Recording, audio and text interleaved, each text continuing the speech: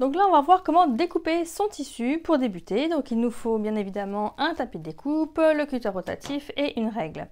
Donc sur du tissu acheté au mètre, on va le déplier tout simplement et on va mettre la lisière vers soi. Donc je voulais vous dire dans le livre, voilà. Et donc ça c'est pour permettre d'avoir un repère, de toujours fonctionner de la même manière. Donc la lisière est là en bas hein, avec le texte de la collection. Et puis de l'autre côté, donc c'est plié sur le pli marchand. On voit bien le pli marchand ici. On va le laisser plier sur le pli marchand pour permettre de couper à travers 2 épaisseurs. Et donc de l'autre côté, il y a la lisière avec les petits trous. Donc ça c'est le positionnement pour le tissu acheté au mètre et je vais vous montrer sur le tissu acheté donc soit en fat quarter soit en fat 8. Donc c'est des petits coupons et il y a forcément un côté avec la lisière. Donc il faut repérer le côté avec la lisière. Cette fois-ci donc il n'y a pas le texte mais on repère la lisière parce qu'on voit les petits trous sur ce côté-là.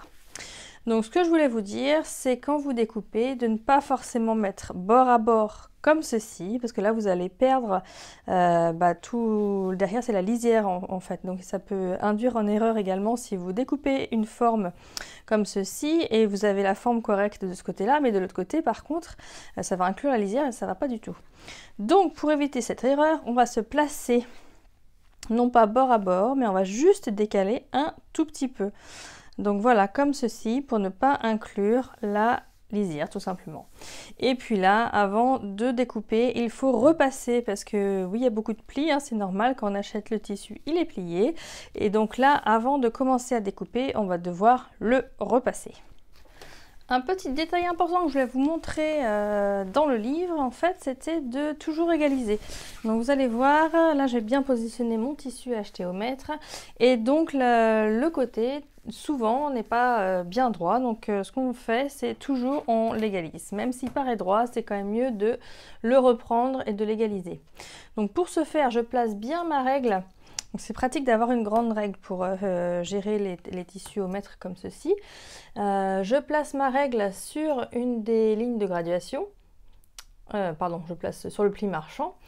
Et donc je vais me placer au plus proche. Hein. Ce qu'on veut, c'est pas faire de la découpe. Là pour l'instant, c'est vraiment égalisé. Donc je vais me mettre vraiment au plus proche et je vais prendre mon cutter rotatif, bien me positionner, donc la position pour, il faut mettre un peu de pression, ne pas se mettre comme ça parce que là on va avoir tendance à bouger un petit peu.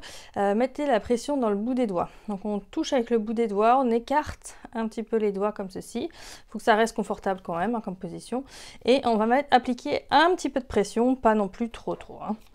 Et donc là on peut éventuellement déplacer sa main quand c'est une grande distance, pour que la pression soit toujours à côté du cutter rotatif. Donc là, je me suis déplacée juste une fois et ça permet donc d'enlever cette petite bande qui n'est pas grand-chose, hein, n'est-ce pas? Mais ça permet d'avoir un côté droit. Donc ça, c'était pour la petite explication du côté droit. Et après, on va donc retourner, pour commencer à couper des formes, on va le retourner pour avoir le côté bien droit à notre gauche et on va commencer la découpe comme ceci. Donc là, bon, j'ai rien à découper, donc je vous montre pas comme ça, mais c'est comme ça qu'il faudrait faire.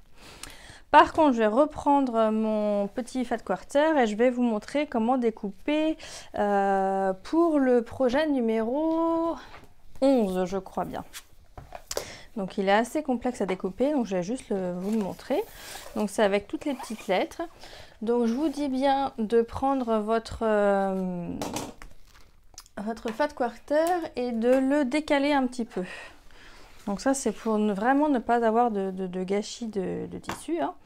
Je vais prendre l'autre règle qui est un peu plus petite et qui est parfaite pour le format fat quarter. Donc ça c'est 6,5 sur 12,5 pardon. Comme pour tout à l'heure, hein, je vais égaliser, donc je vais le mettre à un bord bien droit. Donc là c'est important également. Voilà, j'enlève pratiquement rien, mais ça permet d'avoir un bord droit. je le retourne. Et donc là, je vais commencer à faire tout d'abord en bande. Donc on coupe toujours en bande et après on va plus détailler les formes. Donc là, ce que j'ai fait, donc on va faire le C et le I. Et donc, il faut découper à 6 dans un premier temps. Donc, on se place sur la gradation du 6 sur le bord. Et puis, il faut une gradation aussi sur le pli marchand. Donc, voilà. Donc là, j'ai déjà fait, voilà, sur le 6. Après, on va continuer. On va prendre 5 pour faire ensuite le B, G et A. Donc, on va mettre sa gradation sur le 5. Bien le bord droit et en haut, enfin sur le bord pli marchand, enfin ce qui n'est pas le pli marchand vu que c'est un fat quarter, sur le pli on met une graduation. Et donc là pareil, j'applique ma main avec un petit peu de pression et je coupe. Je décale un petit peu. Le suivant c'est 3,5. Donc sur ces règles là c'est pratique parce qu'il y a les demi qui sont notés sur l'autre côté. Donc je retourne ma règle et je vais faire les 3,5. Donc je me place bien sur une ligne de gradation en haut, sur le 3,5 sur le bord et je coupe. Et ensuite c'est 2,5, donc c'est pareil, je vais rester sur le même côté vu qu'il y a les demi qui sont notés. Je prends bien le 2,5 sur le bord qui est donc bien droit et je prends une ligne de graduation sur le pli et je découpe. Voilà, et donc la dernière c'est 2. Donc je vais retourner ma règle pour avoir le numéro 2. Et on se place sur le numéro 2 et voilà. Voilà. Donc voilà, ça c'est la chute. On met dans un petit bol. Moi j'aime bien avoir un petit bol à côté pour mettre les chutes. Donc à partir de ce moment-là, on reprend nos bandes et on va découper. Donc là c'est la lisière, donc je vous ai indiqué là où il fallait découper le C. Donc on va se mettre comme ceci pour enlever la lisière, le retourner et donc le C il fait 6 sur 5,5. Donc on a déjà le 6, donc on va se placer sur le 5,5.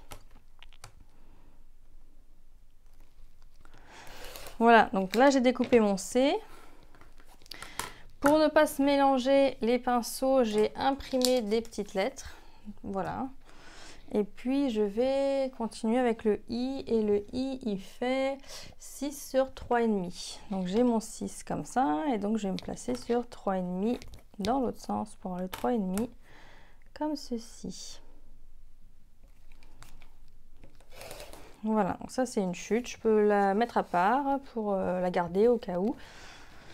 Et donc je vais me placer là et je vais chercher mon petit I imprimé. Voilà. Donc vous avez compris la logique. Voilà, c'était juste pour vous montrer, pour bien débuter, parce que des fois on se pose des petites questions, on se dit mince, ça veut dire quoi? Et on est complètement bloqué pour faire le projet. Donc voilà, c'est pas si compliqué que ça, mais je voulais pas que vous soyez bloqué sur le projet. Donc là c'est la suivante, j'ai juste faire le A c'est 5 sur 3,5. Voilà, je me place bien sur le 3,5 là, et en haut et en bas je prends des lignes de gradation pour être sûre d'être bien droite et je découpe. Donc voilà. Donc vous voyez, vous découpez tous vos fat quarters comme ceci pour le projet 11 et normalement vous n'aurez pas de problème, ça sera très facile à réaliser.